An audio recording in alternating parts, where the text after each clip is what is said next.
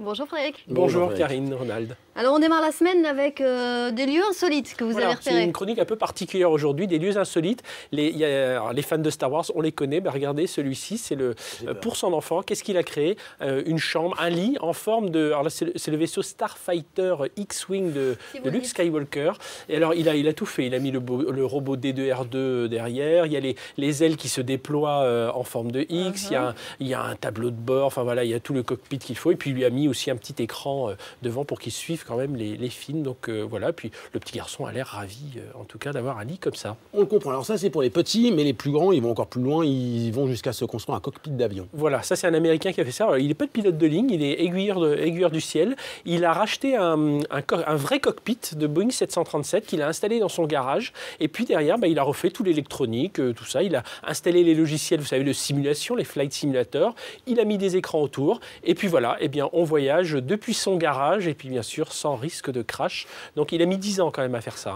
Ouais, on comprend, ça prend du temps. Un peu de magie, on va cette fois-ci dans le monde d'Harry Potter. Oui, alors ça a été il y a quelques jours. Cette femme-là, elle s'appelle Alice Finch, elle a reçu un prix. Voilà ce qu'elle a recréé en Lego.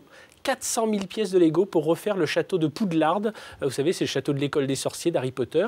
Et alors, 400 000 pièces et 150 personnages, parce qu'elle ne s'est pas limitée à faire juste le château lui-même. Elle est allée jusqu'à faire des pièces. Alors, il y a la salle du réfectoire, la salle des potions, la chambre des secrets, l'infirmerie. Voilà, complètement fou. 400 000 pièces, je ne sais pas combien de temps ça lui demandait. Mais surtout, elle est allée voir les décors des films. Enfin, elle s'est complètement imprégnée de tout ça pour un travail assez abouti. Alors, je ne sais pas si on doit s'en réjouir, mais des bibliothèques sans livres, c'est pour bientôt. C'est pour bientôt. Alors celle-ci va sans doute s'ouvrir à San Antonio, au Texas, une bibliothèque sans aucun livre. Comment ça? À l'intérieur, tout un tas d'ordinateurs, évidemment, pour pouvoir consulter tous les ouvrages. Alors il y a plus de 10 000 ouvrages qui vont être achetés par cette bibliothèque, des ouvrages numériques. Et puis il y aura aussi toute une série de liseuses, vous savez, de type Kindle, qu'on pourra évidemment louer et puis voir ses meilleurs bouquins. Donc voilà, ça préfigure les bibliothèques du futur.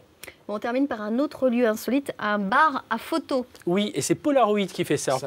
Alors, moi j'adore aussi ce concept. Alors Polaroid, vous savez, ça a été créé en 1937 par un Américain qui avait à l'époque 20 ans. Polaroid a surtout connu son apogée dans les années 80 avec cet appareil où ça revient pas mal. On imprimait instantanément la photo. Donc aujourd'hui, ils ont été rachetés, ils ont fait faillite, ils ont été rachetés en 2009. Et puis là, ils cherchent de nouvelles idées. Donc ils ont de nouveaux outils, ils ont Lady Gaga qui sponsorise aussi plein de choses. Et puis ils ont ce bar. Alors ce bar est intéressant, c'est un photobar. Donc vous pouvez prendre un verre avec vos amis et puis en même temps, vous pouvez partager vos photos, travailler même sur vos photos, faire des créations sur bambou, sur toile. Donc voilà, ça va ouvrir aux États-Unis, on espère bientôt en Europe. On donnera l'adresse si c'est en France. Merci beaucoup. Merci. Merci.